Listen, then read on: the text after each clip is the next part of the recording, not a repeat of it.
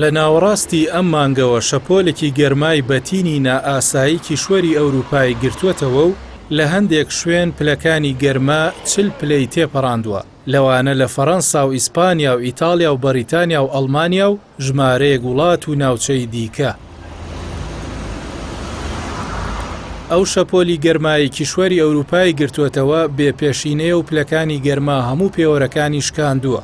چەندین هاوڵاتی بوونەتە قوربانی و حاڵەتی ئامادەی و باری لە ناکاو لە چەندین ناوچە ڕاگەێنراوە. ڕێکخراوی نێودەوڵەتی تایبەت بە کەشوهەوا وۆڵد ویزەر ئینتەربیوشن لە راپۆرتێکدا بڵاوی کردەوە ئەو شەپۆلی گەرمای ئەوروپای گرتووەتەوە بەهێزترینە لە مێژووی تۆمارکردنی کەشناسی کیشوەرەکە و بەرزبوونەوەی پلەکانی گەرما هەموو پێوەرەکانی لە مانگی حوزەیراندا شکاندووە. لە راپۆرتەکەدا باس لەوە کراوە پلەکانی گەرما لە وڵاتانی فەڕەنسا و ئەڵمانیا و ئیتالیا و ئیسپانیا و باشووری بەریتانیا 5 بۆ 12 پلەی سەدی ئاستی ئاسایی هاوینەی تێپەڕاندووە.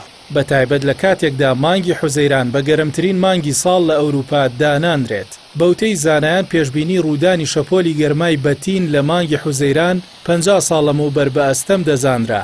بەڵام بەهۆی گۆڕانکاری کەشوهەوا لە ساڵی 2003ەوە ڕوودانی ئەو جۆرە دیاردەیە دەیان و سەدان جار تۆمار کراون.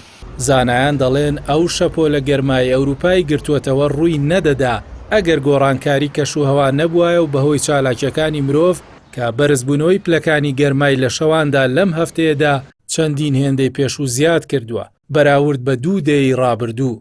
بەپێی دەستگاکانی کەشناسی پێشبینی دەکرێت ئەو شەپۆلی گەرمایی ئەوروپای گرتووەتەوە کاریگەری لەسەر 150 ملیۆن کەس دروست دەکات کە نیوەیان لە ئەڵمانیا و فەڕەنسا دەبێت. زیاتر لە نیوەی 800 شاری ئەوروپا بەرزترین پلەی گەرمایان لە کۆتایی مانگی حوزەیران تێدا تۆمار کراوە. لە بەریتانیا بەرزترین پلەی گەرما لە مانگی 6دا تۆمار کراو بەهۆیەوە دەیان کەس بوونە قوربانی و دەرگای قوتابخانەکان داخران و دەسەڵاتداران باری نائاسایی کۆدی سووریان ڕاگەیاند. زانایان جەخت دەکەنەوە لەوەی قەتیسبوونی گەرما ئەگەری شەپۆلی گەرما زیاد دەکات و وا دەکات بەتینیەکەی بەهێزتر بێت. کیشوەری ئەوروپا خێراترین بەرزبوونەوەی پلەی گەرما لە جیهان بەخۆوە دەبینێت و دۆخەکە بەم ئاراستەیەدا بێ چارەسەر بڕوات بۆ ئایندەی مرۆڤایەتی مەترسیدار دەبێت.